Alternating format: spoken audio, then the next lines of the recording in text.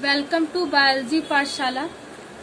आज की पाठशाला is dedicated to 9th class student और ये स्पेशल क्लास होती है जो संडे टू संडे चलती है और 9th क्लास के बच्चों के लिए होती है। आज हमें पढ़ना है फाइलम आर्थ्रोपोडा के बारे में, ठीक है। आर्थ्रोपोडा के बारे में पढ़ना है, लेकिन पाठशाला को स्टार्ट करने से पहले हम बच्चों को एक मोटिवेशन मैसेज देते हैं और आज का मोटिवेशन मैसेज कुछ इस तरीके से है कि the best way to predict your future is to create it.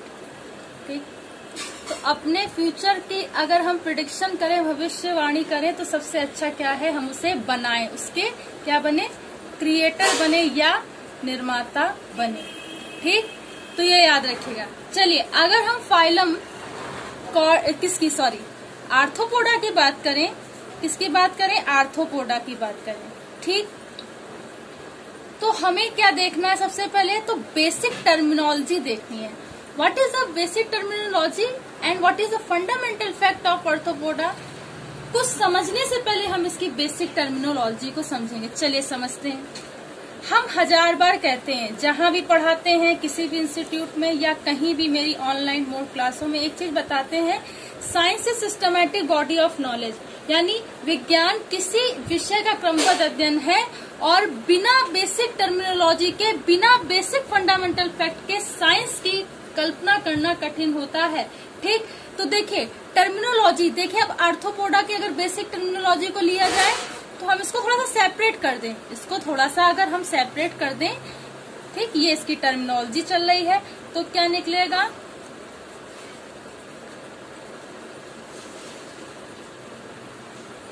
Arthro का मतलब होता है पेयर, पोडोस का मतलब क्या होता है, ठीक, या पैर या एपेंडेजेस या उपांग। ठीक, तो जोड़ीदार उपांग, ठीक, साफ जहां पर जोड़ीदार उपांग होंगे वो आर्थ्रोपोडा से रिलेटेड होंगे। ठीक, तो पेयर्ड फूट या paired appendages is the significance characteristic of the arthropoda, यानी कि जोड़ीदार उपांग जो होते हैं वो आर्थ्रोपोडा का एक विशेषीकृत लक्षण होता है। ठीक, चलिए अब फंडामेंटल फैक्ट की बात करते हैं। अब किसकी बात करेंगे, फंडामेंटल फैक्ट की बात करेंगे। फंडामेंटल कैरेक्टरिस्टिक ऑफ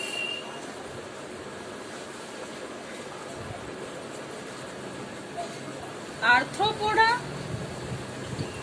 अभी हमने इससे पहले एनिलिडा पढ़ा था, राइट, पिछले संडे को। तो हमने क्या बताया था, इसको बोलते हैं मूलभूत लक्षण, ठीक, हिंदी। जब हमने एनिलिडा पढ़ा था हमने बताया था मेटामेरिकली सेगमेंटेड होते हैं, हमने मेटामेरिकली सेगमेंटेड का मतलब भी बताया था।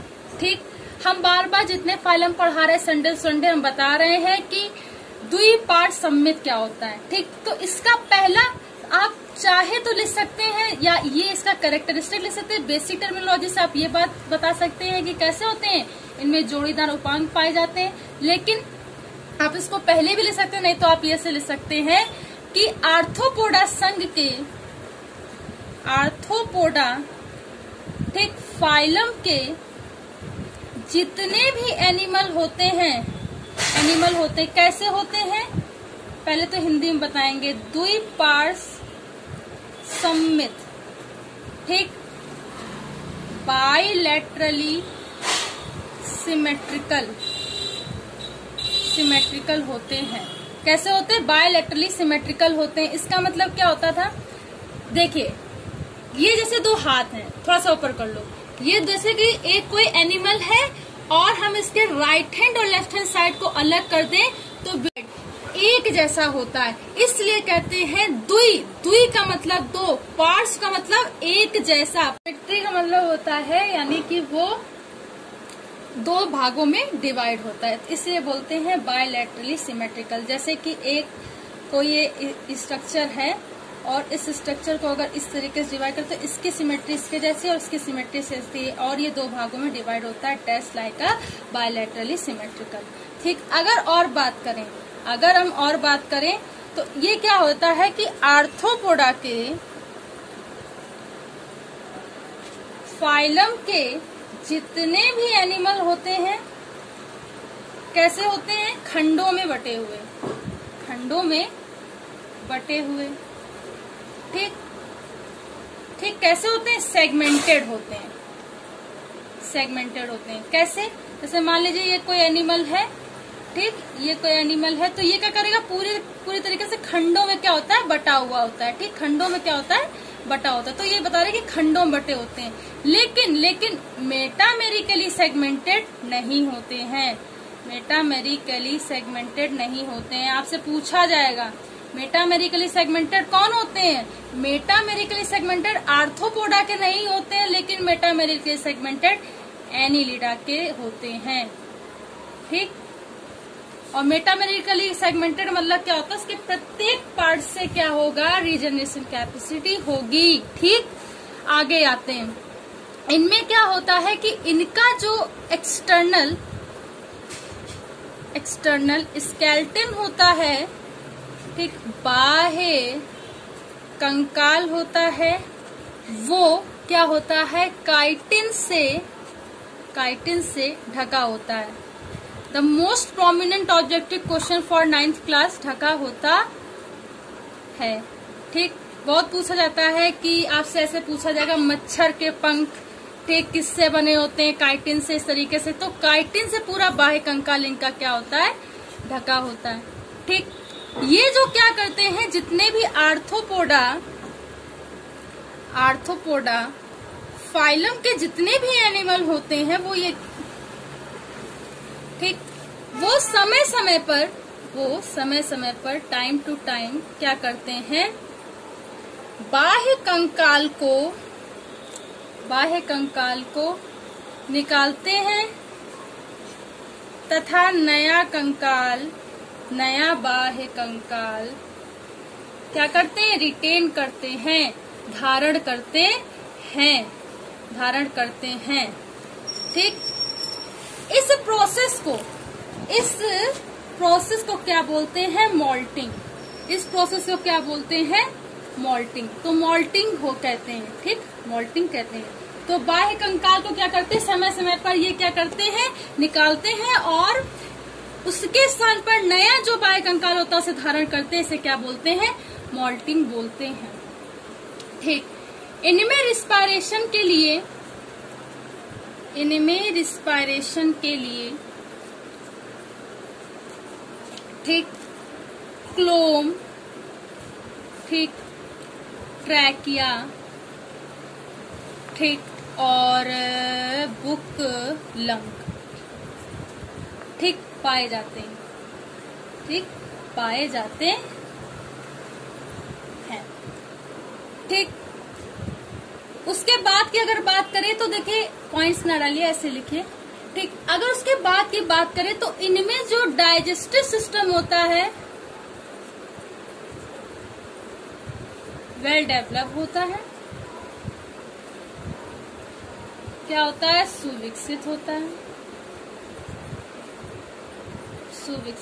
है। ठीक, इसका मतलब क्या होता है, श्वसन। ठीक है, इसका मतलब क्या होता है, श्वसन। इसका मतलब क्या होता है, पाचन तंत्र। उसके बाद अगर बात करें आर्थ्रोपोडा संघ के कुछ एनिमल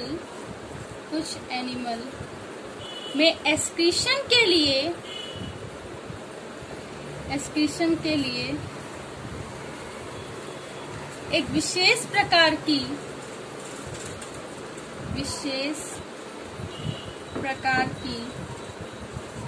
ग्लैंड पाई जाती है, जिसे प्रीन ग्लैंड कहते हैं। ठीक, उसके बाद अगर हम बात करें तो इनमें जो सर्कुलेशन होता है, या हम ब्लड सर्कुलेशन की बात करें, ब्लड सर्कुलेशन या इसे बोले रक्त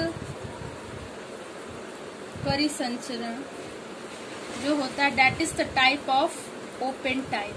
ठीक, ओपन टाइप का होता है। जब कोई ओपन टाइप का होता है तो इसमें जो होती है देह गुहा, देह गुहा या देह का मतलब बॉडी, गुहा का मतलब कैविटी जो होती है, उसमें सारे ऑर्गन जो होते हैं वो ब्लड में क्या होते हैं, डूबे हुए होते हैं, डूबे हुए होते हैं। यानी कि कोई भी बीन्स की, ठीक, धमनी या सिरा की इनको आवश्यकता नहीं होती, डूबे हुए होते हैं। ठीक, उसके बाद बात करें, ठीक, इतनी बात पता चली। उसके बाद जो इसमें होता है रिप्रोडक्शन की अगर हम लोग बात करें, ठीक, रिप्रोडक्शन की बात करें तो इनका जो रिप्रोडक्शन कैसा होता है, सेक्सुअल टाइप का होता है। ठीक, सेक्सुअल टाइप, लिंगी जनन, लिंगी जनन होता है। ठीक, तो ये आपको बात समझ में आओगे। ओपन टाइप का मतलब क्या होता है, कोई भी इसमें वीन्स नहीं होंगी, ठीक है, कोई भी इसमें ट्यूब लाइक स्ट्रक्चर नहीं होगा जिसके फॉर्म में ब्लड का ट्रांसपोर्टेशन होगा।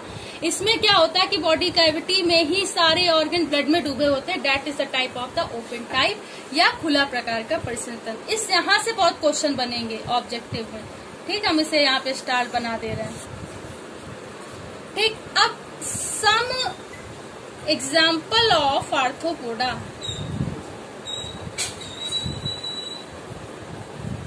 आर्थ्रोपोडा के सम एग्जाम्पल क्या है, अगर हम ये कह दे ऑल इंसेक्ट, ठीक, ऑल इंसेक्ट, सारे कीड़े मकोड़े आर्थ्रोपोडा में आते हैं, सारे कीड़े मकोड़े आर्थ्रोपोडा में आते हैं। ठीक, जैसे मान लो मच्छर हो गया, मक्खी हो गया, केकड़ा हो गया, जितने हैं, ठीक, और भी जितने सारे हो गए, काकरोच हो गया, ठीक, टिड्डा टिड्डी, ये सब जितने होते हैं सारे ऑल इंसेक्ट जो होते हैं आर्थ्रोपोडा में आते हैं। अगर हम इसके स्ट्रक्चरल फॉर्म की बात करें, अगर हम इसके स्ट्रक्चर फॉर्म की बात करें तो देखिए आगे एक हम कॉकरोच का बना दे रहे हैं। ठीक, आप समझ लीजिए, देखिए आराम से बनाते हैं।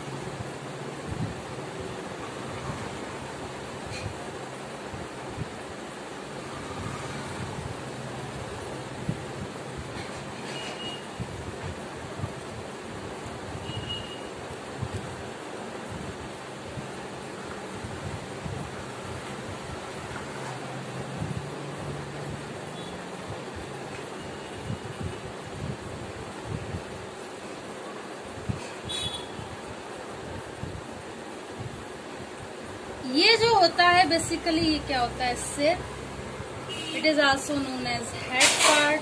Okay, the body is divisible into head, thorax and abdomen. ठीक, इसकी बॉडी क्या होती है, हेड, थोरैक्स एंड एब्डोमेन में बटी होती है। ये होता है ठीक, छा है ये, और इसे क्या बोलते हैं, थोरैक्स, थोरैक्स।